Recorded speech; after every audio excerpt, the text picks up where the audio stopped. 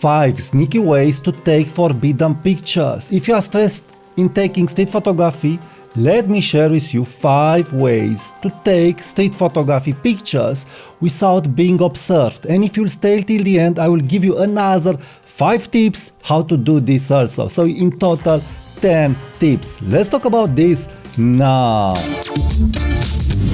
Hi there, Tudor Matescu here. In this video I want to treat one of the problems that beginners have when starting street photography. They are stressed out and they are thinking about sneaky ways how not to be observed and how to take pictures, because they are very stressed and they want ways to take pictures without being observed. Because I feel that you want to do this because you still don't understand the art of photography and you aren't aware by the end result. The end result, it's a good picture. So first of all, you really need to think well about photography. You must have photography on the top of your priorities, not the person that is in front of you and your camera. But this is another story, and I feel that this kind of thinking and of setting up beliefs and philosophy about photography, it takes time, and also, yes, it takes education. But let's talk about some sneaky ways to take pictures without being observed. The first way is to use a tilt screen. Use the tilt screen. First of all, why would you want to use the tilt screen? Looking not at the person and at the tilt screen, your energy, and if you are just starting out, your bad energy will not be reflected by your eyes to the person that you want to take picture of. So looking at the screen, you will not focus your energy on that person and you will not be observed. Second, I'm really liking the angle that the tilt screen is helping me get in photography. I'm a tall person and yes, I have an interesting angle being a tall person, but I especially like the down angle that the tilt screen is offering me. So for me, this is another reason why I do recommend use a tilt screen. First of all, you will not disturb the subject. The subject will not observe you, because he will look at you and he will tell in his head that you are having trouble with the camera. And also you have good composition. So I'm liking the hip shot, especially for compositions, and you can get really close. And I'm a big advocate of the tilt screen. It's a huge help. So even if you aren't shy about it and if you want down angle compositions, like when using a Rolleiflex, use the tilt screen. So it's helping a lot. Another great way of taking pictures is not to use your index finger when you are pressing the shutter button. I'm remembering when I was first starting out, I had the X100F and I wanted to take a picture. The person observed me and I took the picture, but I've used the index finger and the person observed me. Anyway, he said something, I've moved on and so on. But in time, I've discovered that using the thumb finger to take the picture, it will not make the subject observe me when I'm taking pictures.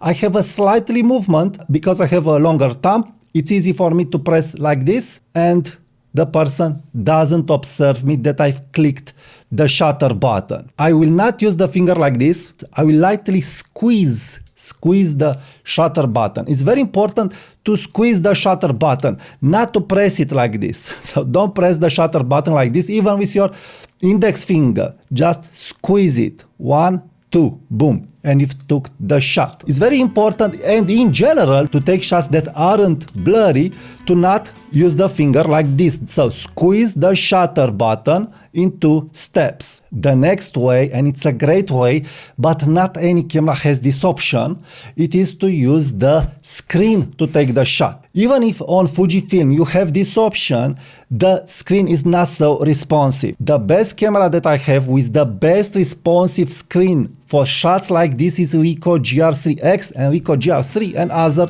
variations of Ricoh GR. So use the finger to take the shot, snap and take the shot. It is very easy if you set up the screen with Ricoh GR3X, GR3 and so on. Also it is easy with Olympus OMD M10 IV cameras and Lumix GX9 cameras. And also with Sony a7C with AF. So these cameras are working great, not Fujifilm cameras with touch to shoot options. And I really want to touch on this again. If you really don't want to be observed, this is the best way of taking shots. Just press the screen. Don't use the thumb finger or the index finger, but of course you need a camera that is working nice with a responsive screen. Fujifilm cameras aren't working nice with the screen. They have a lag there, even X-T5 and so on. So you really need to use a camera that has this kind of screen. But if you don't have this kind of camera, if you have a Fujifilm or other camera, doesn't matter, use the other tricks. Now for the next tip.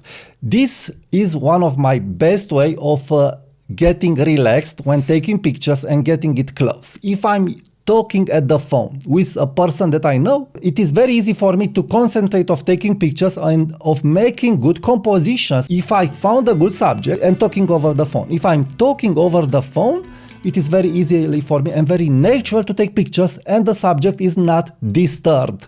So I'm taking pictures, I'm talking over the phone. There are some times when I feel I can't get close to the subject if I will not use my phone. So even if I don't have someone to talk with, I will just take the phone and act like I'm calling someone and take the shot.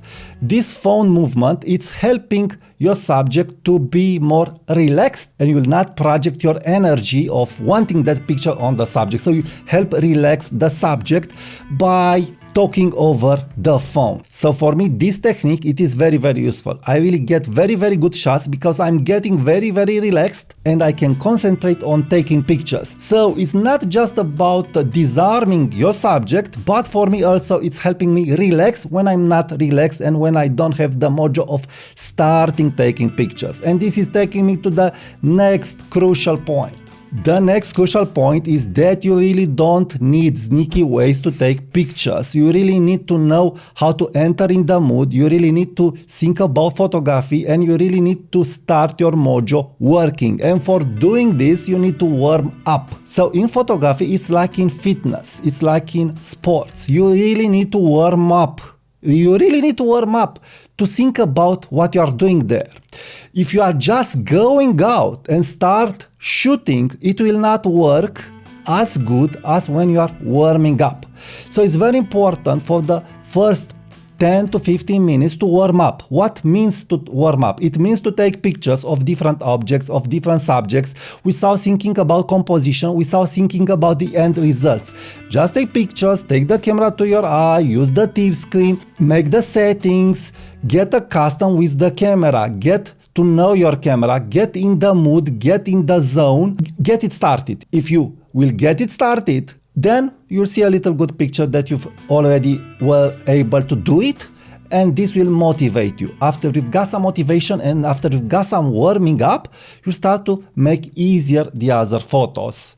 So it's very, very important to warm up. And the more you'll do street photography, the better you will come. And you don't need the sneaky ways. But let's talk about the next bonus tips. So the next bonus tip is to use, yes, a small camera. Every time I'm seeing that a small camera, it's helping get close without disturbing the subject. But also, you can pose in a pro photographer using a bigger camera, how I've showed in my older videos.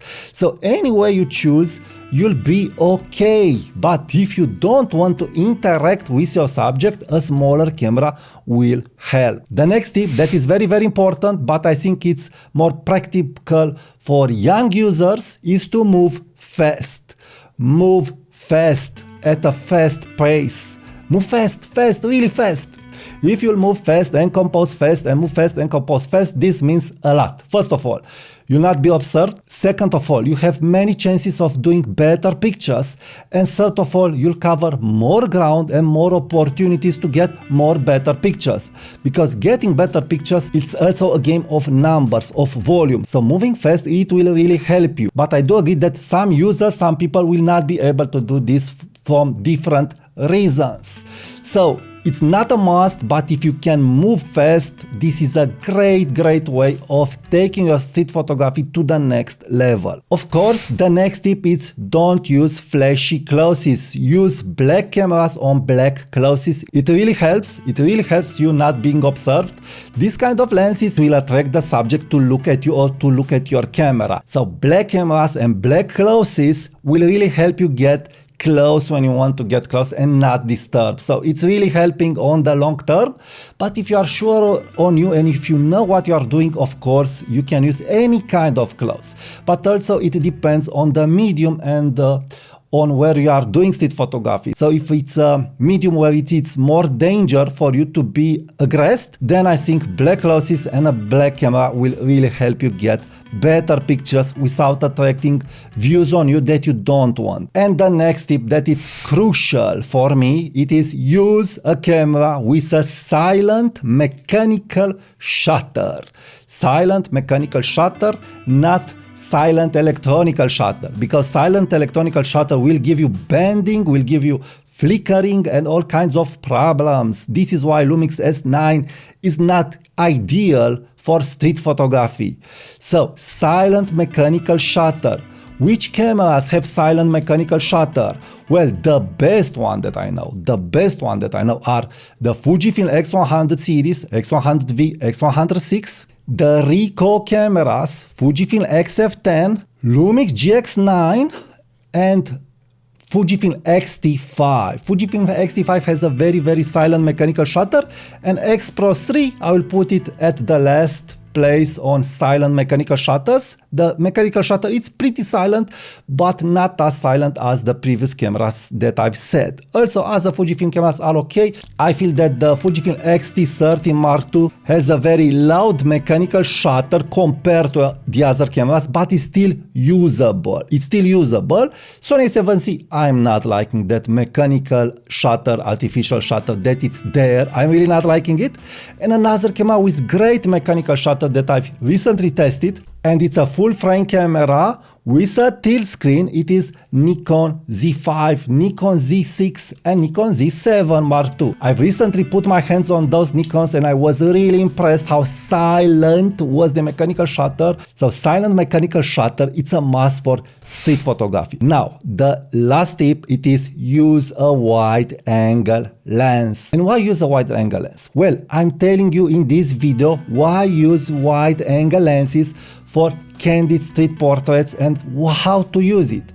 Using a wide angle lens, it is simpler for you to not be observed, to be sneaky, because these lenses, the wide angle lenses, are great for this kind of photography. So if you want to learn more about wide angle lenses for street photography and how to use them, please check now my next video that is appearing on the screen. Thank you for watching this, leave me your comments, check my affiliate links, and be sure to subscribe to my newsletter for more tips and tricks about photography. Thank you, and I will talk to you soon. Bye bye.